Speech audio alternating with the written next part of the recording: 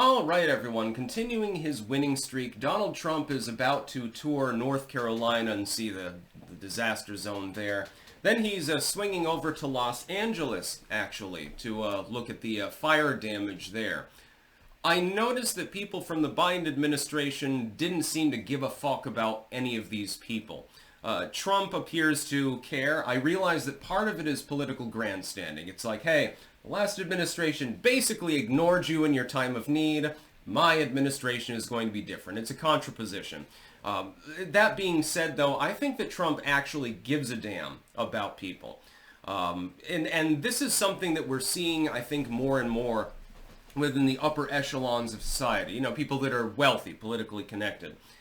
It's that the old guard would exploit people explicitly and really didn't care at all. And the new guard is basically, well, I am in it for myself. I do expect to make money. I do expect to have power, but I'm going to show largesse and attempt to make people's lives better. This is the old civic standard. Look at our founders, for example. Piece of history that most people don't know about. They think that the people that founded the United States were all a bunch of peasants. No, they weren't. They were aristocrats, by and large. They were trained in the military. They were very wealthy.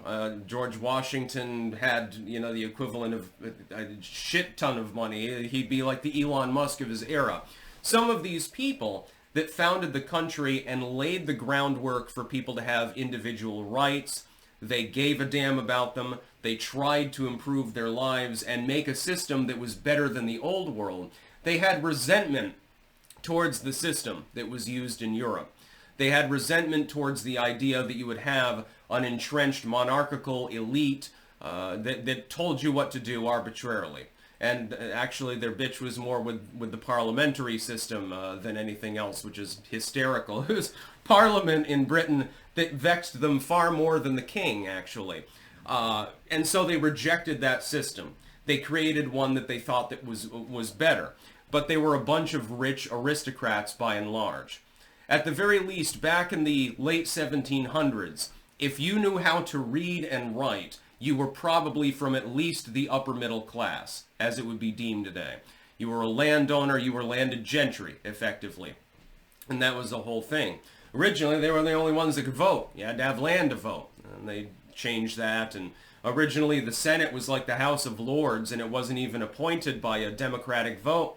It was appointed by a vote by state legislatures. The state congressmen would vote on who they wanted to send to the Senate. Most people don't know that either. It's amazing. Once you learn a little bit more about U.S. history, you learn how corrupted and fucked up our system has actually become. Donald Trump represents a soft reset, in my opinion, to a previous time period. The fact that he's going to actually go to these zones. Now keep in mind, any additional damage or suffering that happens to the people of North Carolina, Los Angeles, or anywhere else at this point is no longer Biden's responsibility. It's Trump's responsibility.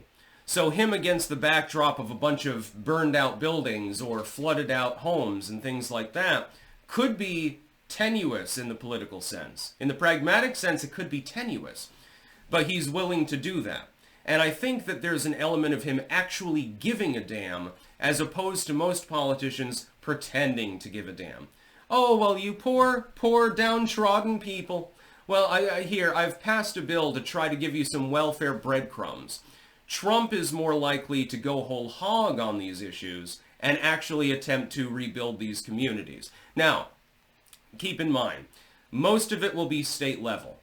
But the federal government is capable of dispensing funding in order to help the state response. Now, this has to be carefully overseen because, as we've seen before, especially in California's case, states can squander money. For instance, let's say you allocate $100 billion to help rebuild and revamp Los Angeles and do fire control and stuff like that.